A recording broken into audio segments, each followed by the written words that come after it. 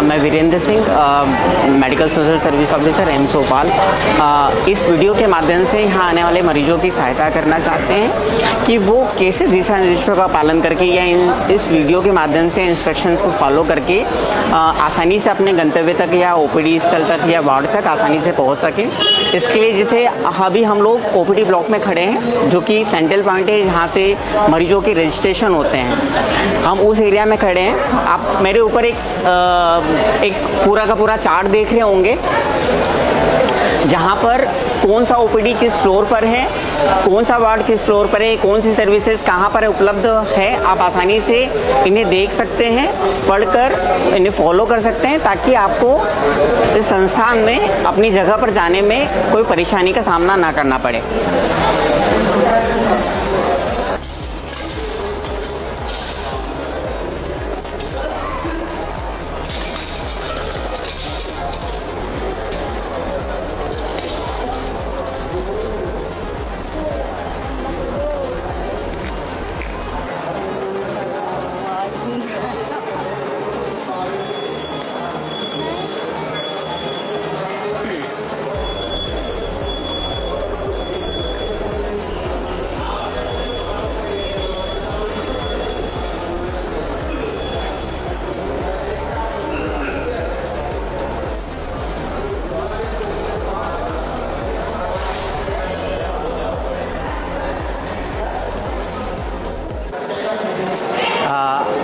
Video के आगे की श्रृंखला में हम लोग देख रहे हैं, अभी हम जिस एरिया में खड़े हैं वो सेंट्रल रजिस्ट्रेशन एरिया है।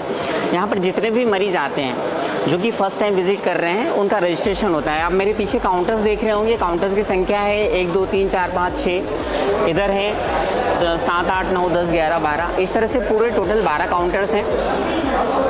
इन 12 काउंटर्स में मरीजों के रजिस्ट्रेशन होते हैं। जो भी मरीज़ पहली बार आता है उन लोगों के रजिस्ट्रेशन इन काउंटर्स के माध्यम से होते हैं टोकन जनरेशन के बाद में। कुछ डेडिकेटेड काउंटर्स भी हैं, मैं आपको उनसे वाकिफ़ कराना चाहूँगा, बताना चाहूँगा उनके बारे में कि अगर कोई बीपीएल मरीज़ है तो काउंटर नंबर 1 से अपना रजिस्ट्रेशन करा सकता है। जो सीनियर सिटीजन है उनको प्राथमिकता मिलती है, काउंटर नंबर 2 से अपना रजिस्ट्रेशन करा सकते हैं। उसी तरह से काउंटर नंबर 3 से जो मरीज़ अपना ऑनलाइन अपॉइंटमेंट लेकर आ रहे हैं वो लोग अपना रजिस्ट्रेशन करा सकते हैं।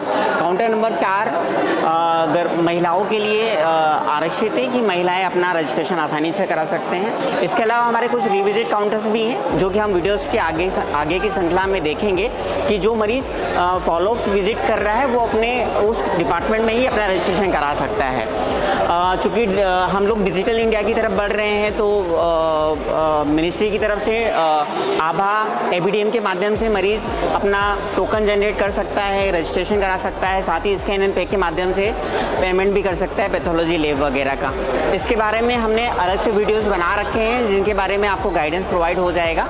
अभी हमारा मुख्य लक्ष्य आप लोगों को दिशा निर्देश के माध्यम से आपको अपनी ओपीडीज या वार्ड्स तक आसानी से पहुंचाने का लक्ष्य है, तो हम उसी पर फोकस कर रहे हैं। जैसे मैंने बताया कि सभी जगह साइनेजेस लगे हैं, दिशा निर्देश लगे हैं, आप उनको पालन करके आसानी से अपनी ओपीडीज या वार्ड्स तक जा सकते हैं। आप मेरे राइट साइड में देख रहे होंगे कि कुछ ओपीडीज है, जैसे nephrology OPD, ENT OPD, endocrinology OPD, दंत चिकित्सा ओपीडी, ईएनटी ओपीडी और साइकेट्री ओपीडी। ये मेरे राइट साइड में है, जो कि कुछ स्पेसिफिक एरियाज़ है। हम लोग डिटेल में इनके बारे में जानेंगे जब हम आगे मूव ऑन होंगे। उसी तरह से आप मेरे लेफ्ट साइड में दिखाई दे रहा होगा आप लोगों को कि कुछ ओपीडीज लेफ्ट साइड में है, जैसे आप लोगों को सीएफएम ओपीडी, वैक्सीनेशन सेंटर, साथ में ही रेडियोलॉजिकल एरिया, कोकिलासी ward, medicine OPD, pulmonary OPD, neurology OPD मेरे लेफ़्ट साइड में है। डॉट सेंटर भी लेफ़्ट साइड में है, आईसीटी सेंटर भी लेफ़्ट साइड में है।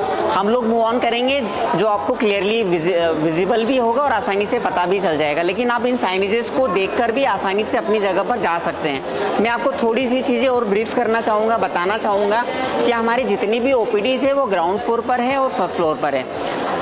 ग्राउंड फ्लोर पर हमारे ओपीडी, जैसे हमने बताया कि nephrology OPD, ENT OPD, dermatology OPD, ophthal OPD, साथ में साइकेट्री ओपीडी, एंडोक्राइनोलॉजी ओपीडी और डेंटल ओपीडी है। और मेरे लेफ्ट साइड में आप जाएंगे तो आपको medicine OPD, pulmonary OPD, neurology OPD मिलेगा।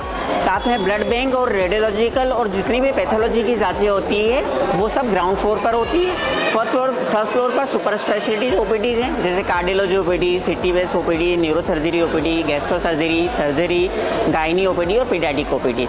इसके अलावा जो भी ओपीडी संचालित होती है वो ग्राउंड फ्लोर पर और फर्स्ट फ्लोर पर ही संचालित होती है।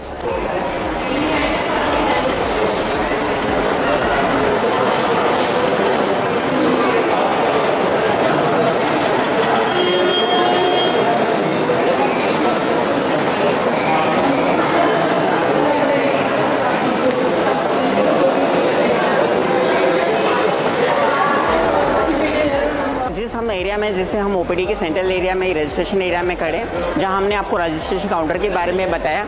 इसके अलावा यहाँ पर कुछ और सुविधा भी है, जैसे आप मेरे सीधे हाथ तरफ देख रहे होंगे, जैसे एंट्रेंस होता है उसके लेफ्ट साइड पे आपको MyHealth डेस्क दिखाई दे रही होगी।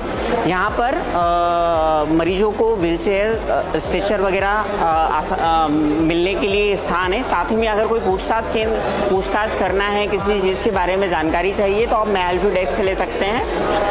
उसी के साथ में आपको मिलेगा वरिष्ठ हेल्पेज इंडिया की तरफ से वरिष्ठ नागरिकों की सहायता केंद्र है। अगर कोई सीनियर सिटीजन है, उसे कोई सहायता चाहिए तो हेल्पेज इंडिया के माध्यम से होगी।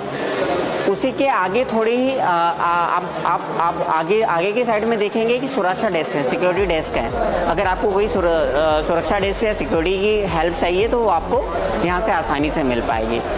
उसी के ऊपर आपको वापस वो जो फ्लो डायरेक्टरी है वो भी आप देख पाएंगे आसानी से, उसे पढ़ पाएंगे, समझ पाएंगे, ताकि आपको कहाँ जाना है, किस फ्लोर पर वो सर्विस अवेलेबल है, आप उसका पालन करके अपने गंतव्य तक जा सकते हैं।